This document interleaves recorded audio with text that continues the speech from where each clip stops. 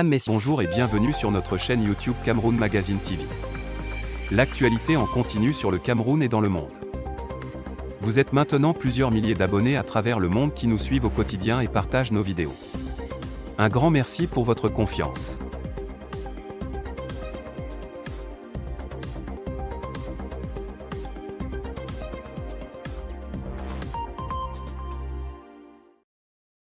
Abonnez-vous et cliquez aussi sur la petite cloche de notification pour ne rien rater de nos prochaines vidéos. N'oubliez pas de partager aussi la vidéo et de la liker. Madame, Monsieur, bonjour. Merci d'avoir choisi Cameroun Magazine pour vous informer. Au sommaire, bus loué à 700 000 francs CFA par jour, millions distribués par la FECAFOOT et tout trahi par un collaborateur.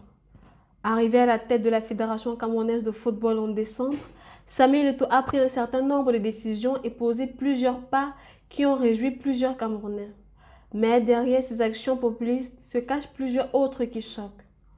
Une liste de dépenses bizarres endossée par la FECAFOOT depuis l'élection de Samuel Eto'o à la tête de l'instance a été publiée par le consultant de Jeune Afrique économique Moussa Njoya, qui est par ailleurs politologue et chercheur enseignant.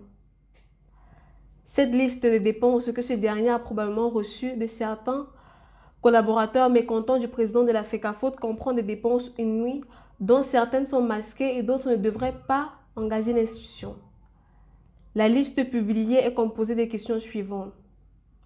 Le nouvel exécutif a-t-il rapatrié les fonds de la Fédé logés à la FIFA depuis des lustres pour les gaspiller?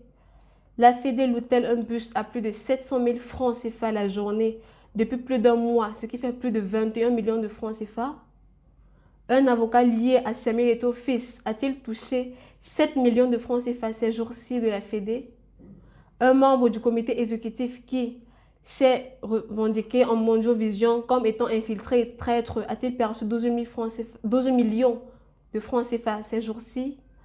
Un autre membre du COMEX, par ailleurs enseignant de droit, a-t-il perçu 42 millions pour oublier ses sentences du tribunal arbitraire des sports et de la CCA?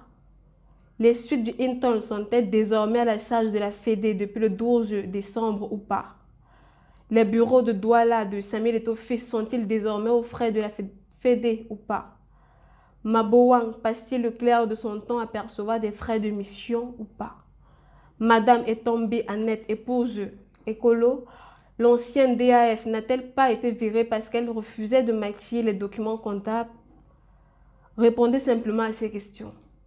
Si cette liste de dépenses est justifiée et vraie, l'on peut aisément comprendre les sorties de cette dernière semaine de Gatama, membre au comité exécutif de la FECAFOOT, qui a récemment accusé Samuel Eto'o fils de violer les statuts de l'instance fatière du football camerounais, mais ne dit pas grand-chose sur ces réelles accusations.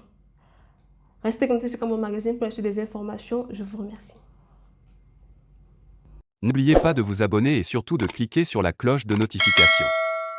Likez la vidéo si ce n'est pas déjà fait. Laissez aussi votre point de vue en commentaire.